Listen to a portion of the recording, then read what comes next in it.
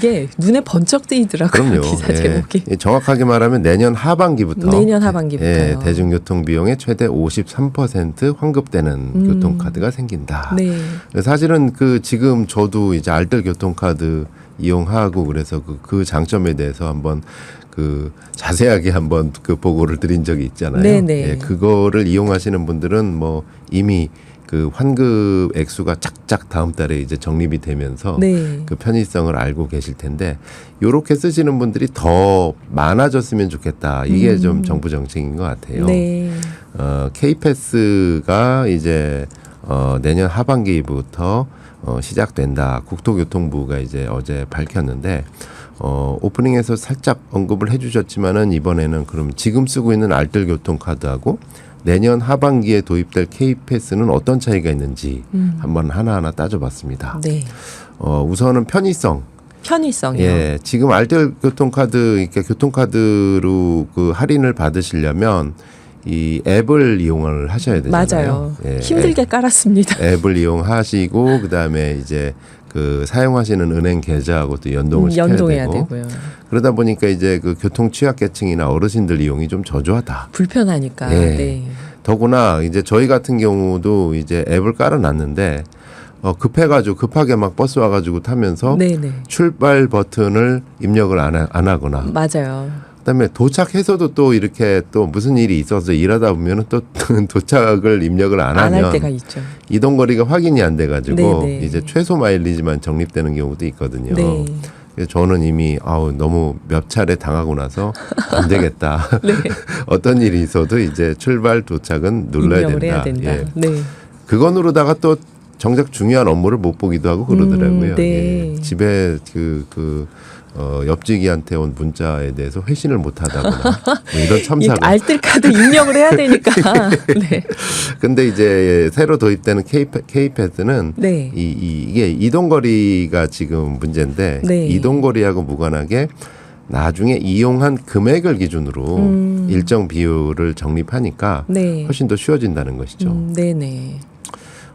적립 비율은 제가 보기에는 비슷한 것 같아요. 네. 알뜰 교통카드보다 더 많이 할인이 된다든지 뭐 사실 그런 걸 기대했는데 그 정도는 아닌 것 같아요. 좀 더 할인될 줄 알았는데. 네, 그게 좀 아쉬운 네. 상황인데 어쨌든 그 적립률이 일반인은 20% 정도, 청년이 30%, 네. 그다음에 저소득층이 53.3%.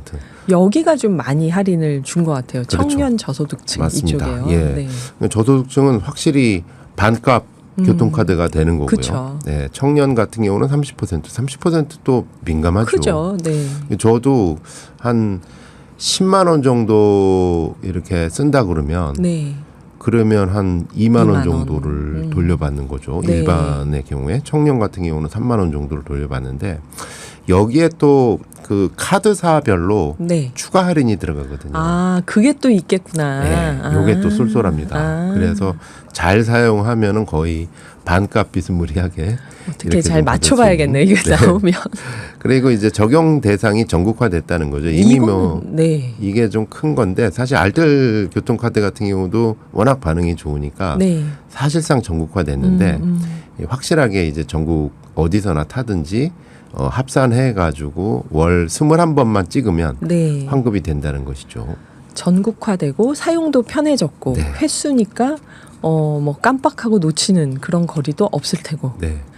좋은 요게 이제 또 점입니다. 그 요렇게 이 대중교통을 왜 강화해야 되는가라는 부분에 대해서 알만한 또 기사가 있어서 좀 네, 소개를 네. 해드릴까 합니다. 네. 이 어제 그 교통 철학 연구자인 전현우 작가가 오마이뉴스에 이런 기사를 기고를 하셨어요. 네. 출퇴근길 철도 이용한 당신에게 도착한 좋은 소식. 저는 꼭 알아야겠습니다. 네, 어떤 소식인지. 혹시 처음엔 저는 그 우리 진행자님이 쓰셨나 이런 생각을 한 게 이 네. 글이 이렇게 시작해요. 나는 20년 동안 통근 열차를 이용해 인천에서 서울로 출퇴근을 해왔다. 그래서 혹시 그렇구나. 그 가명으로 쓰신 건 아니시죠? 네. 전현우 작가는 이렇게 그 철도로 통근을 하면서 네. 기후위기 시대 철도가 무엇을 의미하는지 썼는데 가장 인상적인 거는 이거였어요. 그러니까 저희가 이 탄소 배출을 줄이기 위해서 자동차를 덜 타자라는 얘기를 하면 네. 꼭 돌아오는 질문이 그러면 옛날로 가자는 말이냐. 그렇죠. 뭐 마차 타고 다닐 거냐 이런 얘기들을 마차 하죠. 타고 갈 거냐, 뭐 말 타고 다닐 예, 거냐, 예. 어떻게 갈 거냐, 뭐 이런 흔한 질문에 대해서 전현우 작가는 단호하게 아니요. 예, 그렇게 돌아가지는 못합니다. 네. 라고 말을 합니다. 이게 약간 좀 인문학적인 시선으로 바라보는데요.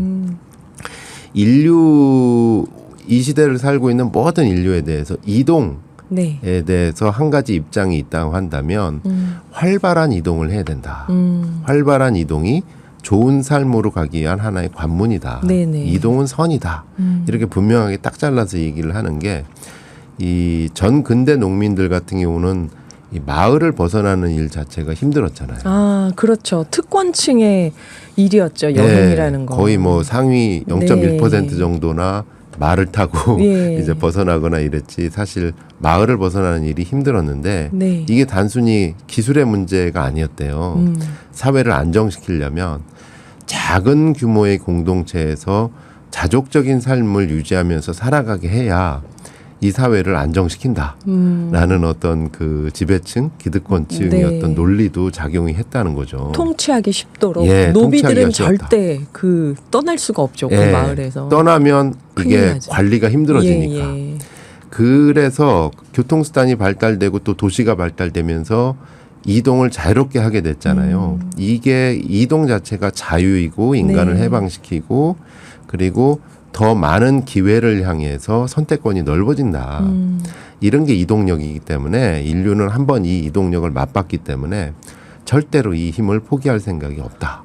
약간 감동적인 게 네. 그 사회가 얼만큼 발전했나를 보려면 그 저소득층이 네. 편안하게 여행할 수 있는 인프라가 있는가 이걸 보라는 얘기를 한번 본 적이 있었거든요. 아, 이런 얘기구나. 그러니까 이런 관점으로 보면은 지금 네. 이렇게 그 몸이 불편하신 분들이 지하철에 왜 이동권을 보장해 달라고 그렇게 목소리를 맞아요. 높이시고 그러는 건지도 이게 그분들한테는 해방이고 자유이고 선택권이구나. 그렇죠. 예, 이렇게 볼 수 있는데 그렇다면은 승용차 때문에 지금 탄소 배출이 많이 되고 있다고 하는데 네.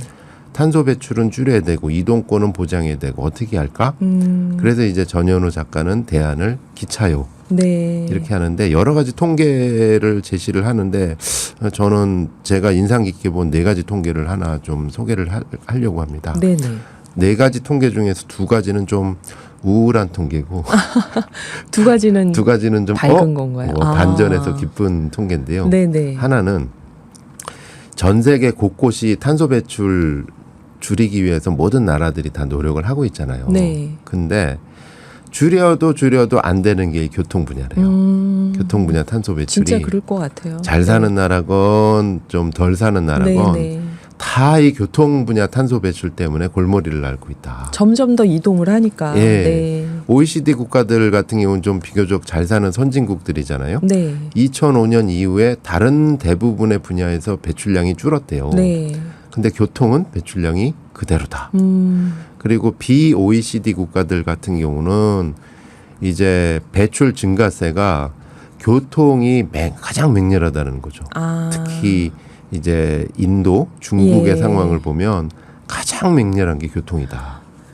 이게 느낌이 확 옵니다, 진짜. 네. 교통. 이게 이 어떤 인간의 본성인 어떤 이동권에 대한 네네. 그런 욕망이 있는 거고 또 한 분 한 분이 다 이동을 하려고 하니까 선거에서 맞아요. 투표에서도 이제 교통 분야 줄이는 것이 멈칫멈칫하는 것이죠. 그렇죠. 이동권 보장만큼 강렬한 게 없죠, 진짜. 또 한 가지 불편한 통계는 이제 만일 그 타고 다니는 철도에서 객실 한 량에 네. 만약 승객이 6명도 채 타지 않았다. 라고 하면 네. 그 철도는 오히려 승용차보다 탄소 배출을 많이 한대요. 그럴 수 있겠다. 근데 다행히 제가 탈 때는 항상 꽉꽉 차가지고 그렇죠. 이게 이럴 수 있겠네요, 예, 진짜. 그게 이제 만약 6명도 탑승하지 않으면 계산을 해보니까 네. 킬로미터당 배출량이 거의 승용차나 항공기나 철도나 별 차이가 없더라. 네네. 그리고 오히려 그 철도 1kg을 건설하는데 들어가는 탄소 배출량이 많잖아요. 네. 그 산을 깎기도 하고 뭐 이러면서 맞아요. 이제 철로를 놓는 철로를 게. 놓는 거니까. 네. 그다음에 역사를 만약 지하철이면 지하에도 낮에도 조명을 켜잖아요. 맞아요. 맞아요. 그것도 환기 시설을 해야 네, 되고 네. 또 승강기를 가동하면서 또 전기가 들어가고 그렇죠. 이러니까 승객들이 이용하지 않으면 오히려 철도는 탄소 배출량을 늘리는 게 된다. 아, 네. 근데 여기서 이제 반전이 시작되는 게 바로 진행자님 말씀하신 세 번째 통계인데요. 네. 타보시니까 언제 어떤 시간을 타시더라도 적어도 6명은 더 그럼요. 예. 그럼요. 우리나라 철도는 6명 이하 불가능합니다. 이 인구에서. 이 열차 종류별로 다른데 한국 철도의 평균 승객이 한 양에 30에서 50명 정도가 그럼요. 타신대요. 훨씬 높습니다. 맞아요. 예, 예. 이렇게 타니까 네. 철도를 타시면 1인당 탄소 배출량이 승용차를 이용할 때보다 5분의 1에서 10분의 1 수준. 네. 네. 이 정도고요. 네. 네 마지막 통계는 뭐냐면 더구나 우리나라 같은 경우는 네. 철도가 도시 핵심부를 관통하고 철도역이 중심지에 있다. 맞아요. 예. 진짜 서울 시내로 갈 때 서울역만큼 편한 곳이 없죠. 예. 그래서 네. 뭐 서울에 부산을 가든 서울에 대구를 네. 가든 이렇게 KTX를 타면 맞아요. 오히려 이 비행기 타고 가는 거하고 더 별반 차이가 없는 게 편해요. 빨리 도심으로 가니까. 네, 도심에 가까이 딱 내리니까 네, 네. 비행기는 아무리 빨리 가도 외곽이니까. 외곽에서 또 들어가야 되잖아요. 네. 그래서 이제 전 작가가 제안하는 거는 철도를 중심으로 교통 체계를 짰으면 좋겠다. 저는 적극 공감이 갑니다. 네. 이게. 우선 거의 모든 사람들이 철도를 타게끔 하고 네.